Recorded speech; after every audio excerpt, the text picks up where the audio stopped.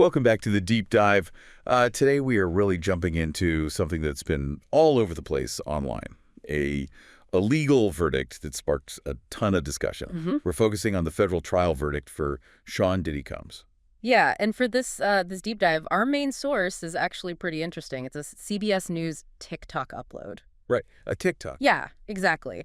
And it's not just, the breaking news itself, but it also captured all those immediate, raw public reactions right there in the comments. Oh. So it gives you a real, pulse check on public opinion the moment it happened. Okay, so that's our mission then. We're going to unpack the actual verdict details, try to get into the legal distinctions, which seem pretty important here. Very important. And then dive into how the public actually saw it, those often really contradictory takes, just based on what people were typing into that comment section. Sounds like a plan. All right, so let's start with the basics. The facts on that CBS News post. Big headline. Sean Diddy Combs was found guilty. Guilty, yes.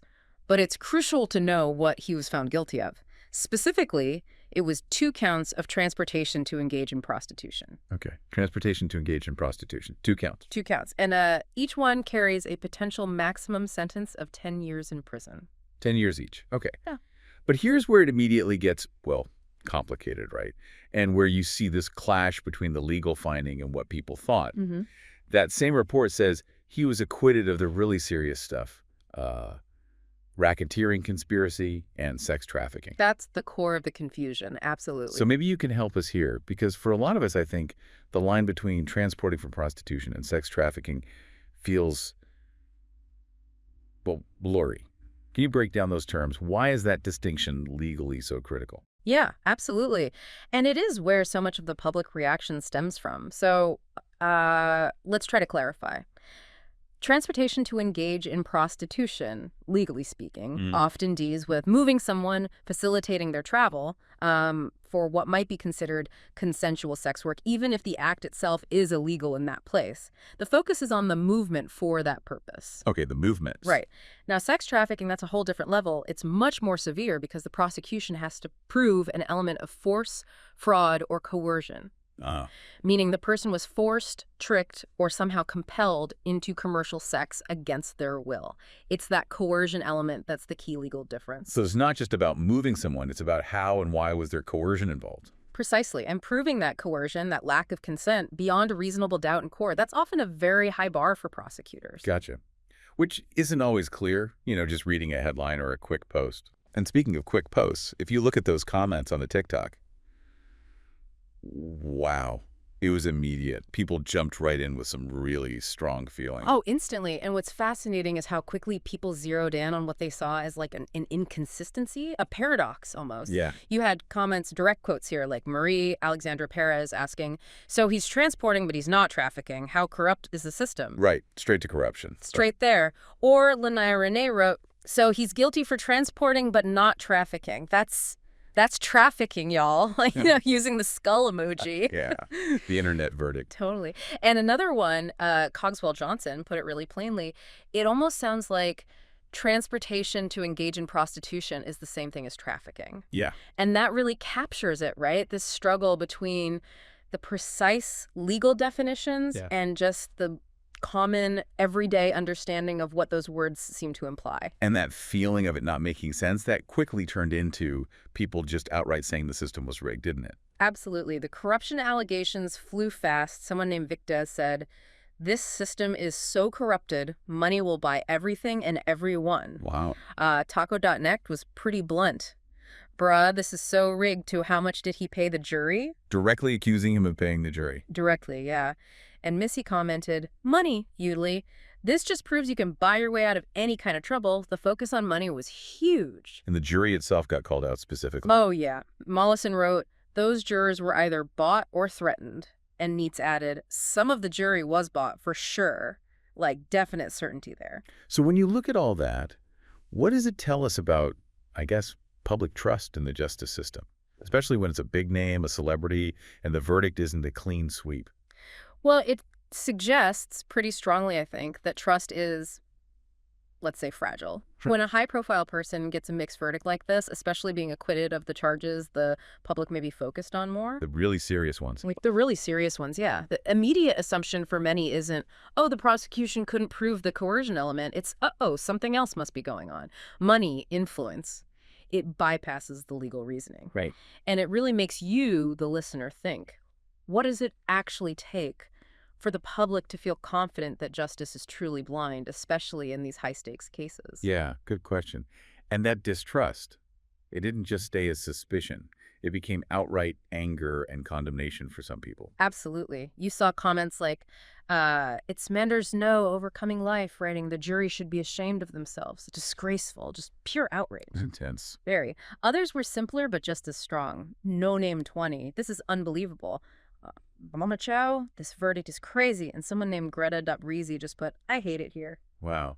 Just sort of capturing that feeling of total disillusionment, maybe. Exactly. It reflects this broader feeling that for them, justice just wasn't served. Or maybe that the outcome felt way too lenient compared to what they believed happened. It's like a collective groan amplified online. And then there were people who didn't just complain. They sort of declare their own verdict. Yeah, that was another fascinating layer. People essentially overriding the court online. Like Stormy Tanker commented, "We the people declare Diddy as guilty." Just straight up. Straight up.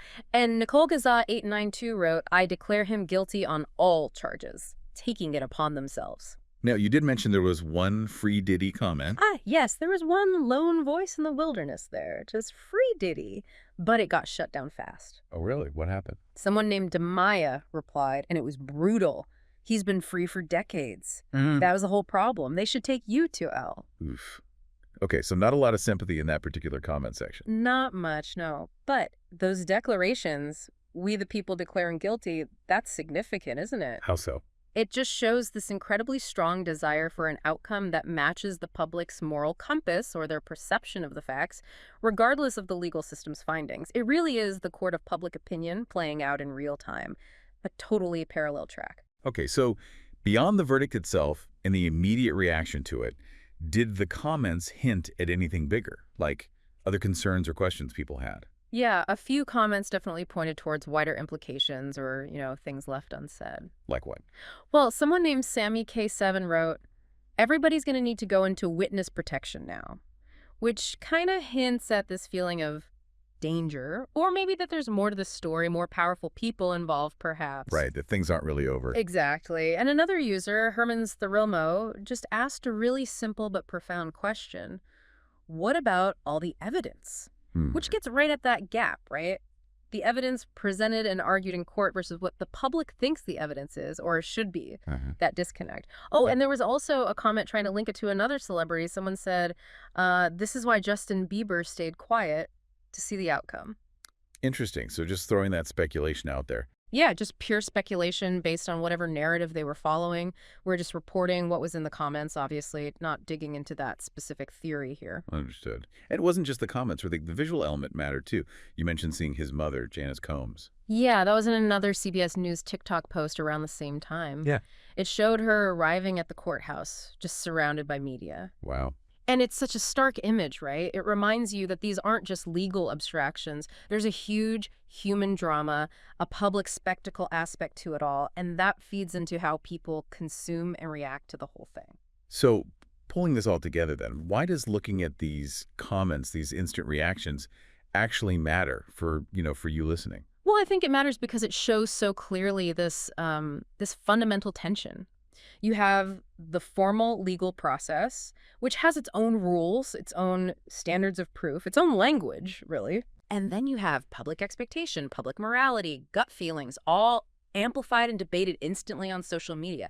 And sometimes, as we saw here, those two things just clash dramatically. Yeah, a real disconnect. A huge disconnect. Even when the legal system follows its procedures, the public perception can be wildly different. Okay, so wrapping up this deep dive then, what we've really seen looking at the Diddy verdict through these TikTok comments is this huge tension, right, between the official legal outcome and the court of public opinion. Exactly right. The verdict itself, guilty on 2 counts, acquitted on others, that's a legal fact. It happened based on the law and evidence presented in that courtroom. But the public's reaction, the confusion, the anger, especially wrestling with that difference between transportation for prostitution and sex trafficking, the reaction is a social fact. And it's a really powerful commentary on trust, perception, and what people feel justice should look like, particularly with powerful figures. So maybe the final thought for you, the listener, to chew on is this. We live in this age where news like this breaks instantly, right? On platforms like TikTok. And public opinion forms just as fast in those comment sections. Lightning speed. So what does a case like this and the reaction to it really tell us about transparency, about accountability, and maybe just about how we as a public understand and interact with the justice system going forward? That's the big question, isn't it? Something to think about.